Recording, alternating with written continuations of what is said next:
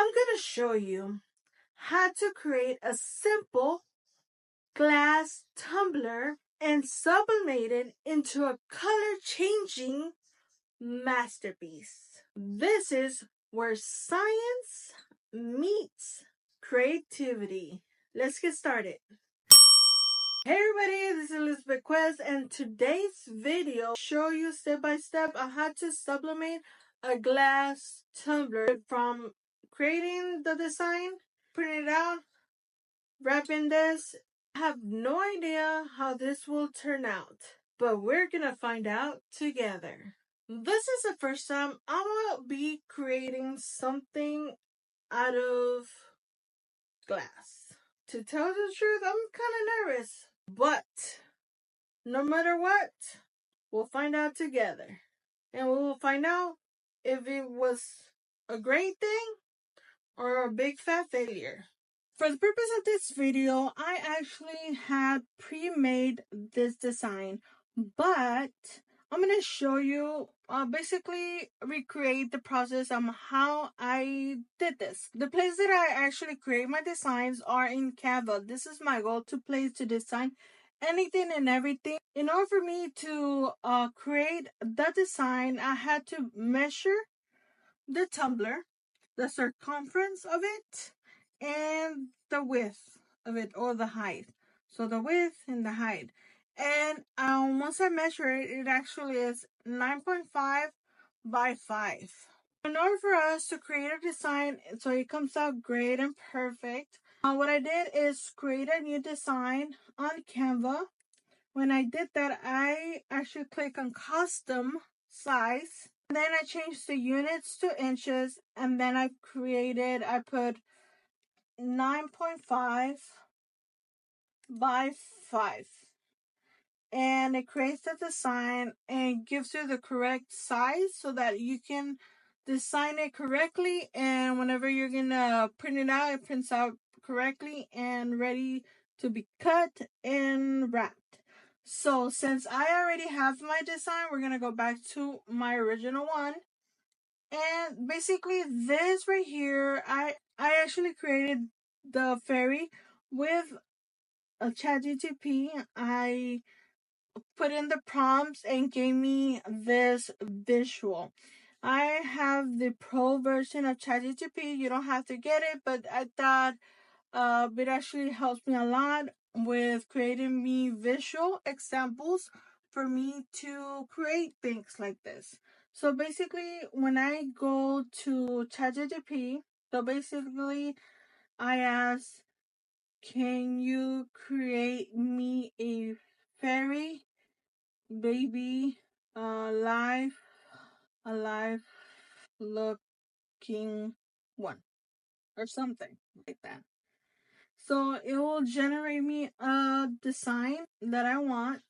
How cute is that? And all I do is download it and put it on my Canva, and it will create the other design. So that is so pretty. But since I already have my design created, I don't want to hold the whole thing. But basically, you download it here.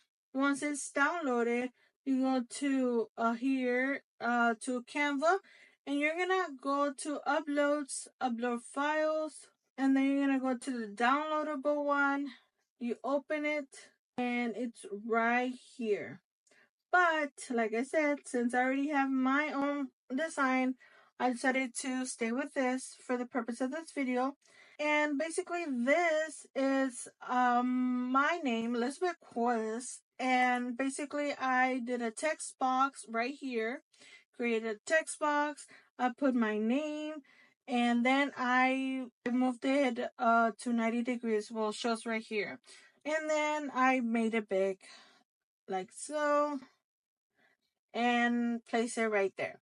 Since I already have it, I don't want to create another one. This is Joshiko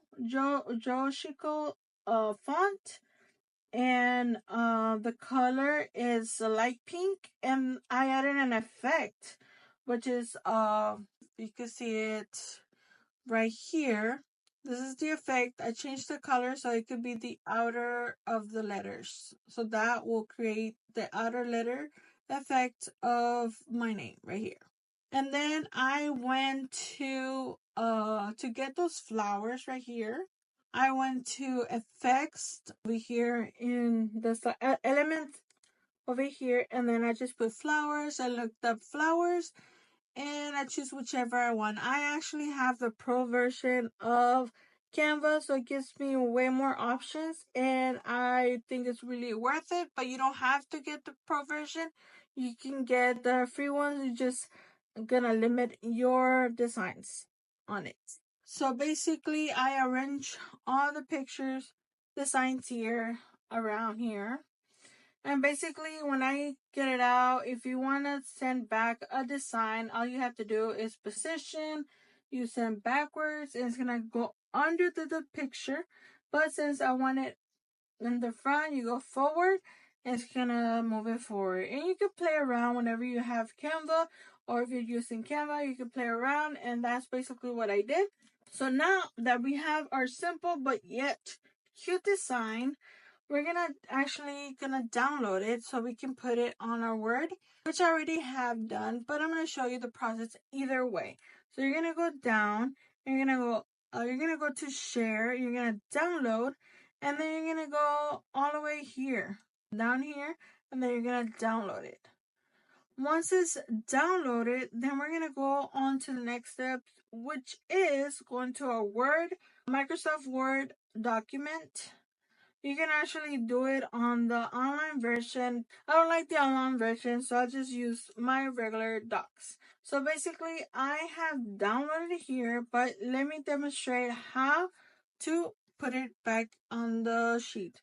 So basically, when you open the Word file, when you open Microsoft Word, the document or this layout is actually gonna be it's gonna be portrait. So in order for you to change it, all you have to go is to layout. Then you're gonna go to orientation and you're gonna click on landscape. Once it's landscape, it's gonna switch to this type of design. Then we're gonna insert the picture design, and we're gonna go to picture, this device, and we're gonna get the one that says Elizabeth Quay, which that's the mine that I just downloaded, and it's gonna come out automatically here. Once you're doing that, you're gonna click on this little square. The reason being is so that it lets me move it around, or if not, it's not gonna let me move around. So now that we have it, it lets me move around, and I want to center it in the middle. But before that, before we even print it out, we're actually gonna see over here what says, you're gonna click on that, and you're gonna go over here, and we're gonna make sure it's at 5. Okay? Once it's 5 and this was 9.5, we are good. Okay, now the design is correct and great. Now we're gonna send it to a printer, but first, before you do, we have to flip the image, mirror it or flip it so that it doesn't come out backwards. So all we do is go to rotate on this right here, and then we're gonna do a flip horizontal. Now it's on the opposite side.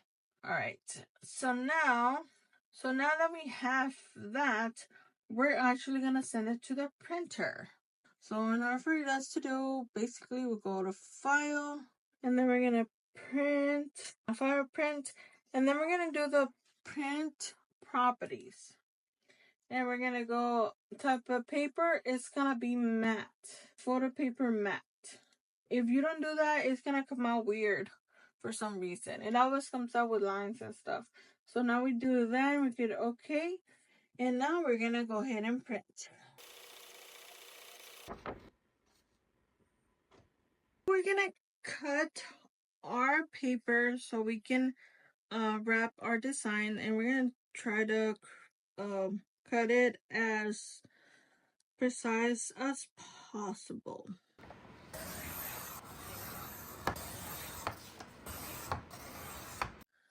Our design is ready to get wrapped.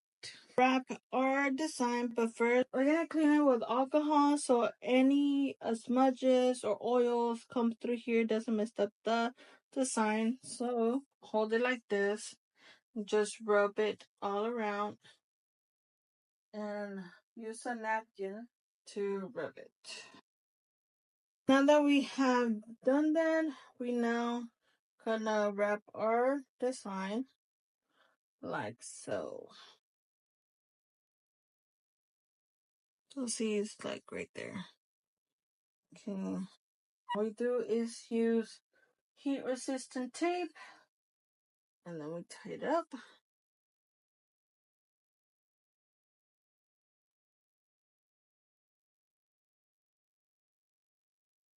Once that's done, we're gonna now get the heat press ready.